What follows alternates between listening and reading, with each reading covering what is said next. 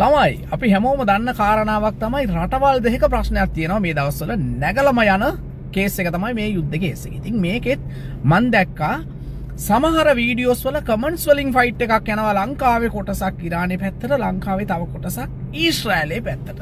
ඉතින් මේගොල්ලන්ට මට කියන්න තියෙන්නේ මෙන්න මේක. කයිය පඩම් කාලා මේකේ දෙක පුන්න එපා. තේරුණාද? ඕගොල්ලන්ගේ සාමාන්‍යයෙන් ඇත්තටම රස්සාව කරගෙන ජීවත් වෙන රටවල් වලට හැමෝම ආදරෙයි. කොටසක් ඊශ්‍රායලයේ රස්සාව කරනවා. ඉතින් කොටසක් ඉරානෙත් ඇතිනේ. ඒ වගේම තවත් මැද පෙරදිග අරාබි රටවල් වල රස්සාව කරගෙන ජීවත් වෙන ගොඩාක් අය ඉන්නවා ලංකාවේ අය. ඉතින් මේ කට්ටිය තමන් රස්සාව කරන රටවල් වලට ඇත්තටම ආදරෙයි. මව් රටට වගේම මේ රටවල් වල රස්සාව කරන අය තමන් රස්සාව කරන ඒ රටටත් ඒ වගේම ආදරෙයි. ඉතින් ඒක හින්දා ඕගොල්ලන්ගේ අදහස් ඇති. සාමාන්‍යයෙන් ඒක ඇත්තටම වැරදි නෑ. මොකද ඒ රටවල් වල ඉන්න කට්ටිය ඒ රටට ආදරය කරන්න ඕන.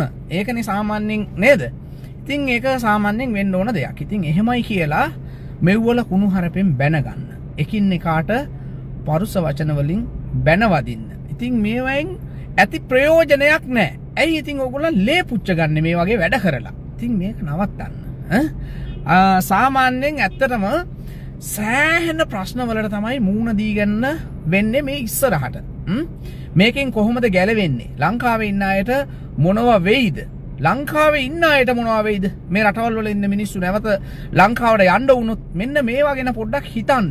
ඉතින් අපි මේ කමෙන්ට්ස් වලින් බැනගන්න, ගහගන්න දන්නේ නැහැ ඉතින් ඉස්සරහට මොනවා වෙයිද කියන්න. ඉතින් මට කියන්න තියෙන්නේ කාරුණික ඉල්ලීම තමයි මේ කමෙන්ට්ස් වලින් හරි තව වීඩියෝස් වලින් හරි ලයිව් වලින් හරි මේකේ හිටගෙන දෙක පුන්න එපා. පැහැදිලිද කියපු එක? මොනවා කරන්නද? මැරෙන්න තියෙනවා නම් පුතා අද ඒක වෙන්න තියෙන දේ වෙනවා. ඒක වළක්වන්න බෑ. වෙලාව ආපු ගමන් එක තප්පරයක් ඒක ඉස්සරහට යන්නෙත් නෑ. එක තප්පරයක් ආපස්සට යන්නෙත් නෑ. ගෙනාපු ආයුෂ ඉවරද? සීද බයි බයි මාසලාමා යන්න තමයි තියෙන්නේ. සෙත්ත පොච්චි ගහනවා. ඒක හින්දා පරිස්සමෙන් ඉන්න තැනක රස්සාවටත් ආදරය කරගෙන ආත්මගරුත්වයක් රැකගෙන ලස්සනට ජීවත් වෙන්න බලන්න. ඉතින් මගේ ඉල්ලීම තමයි මේක. ආදරේ හැමෝටම. බයි.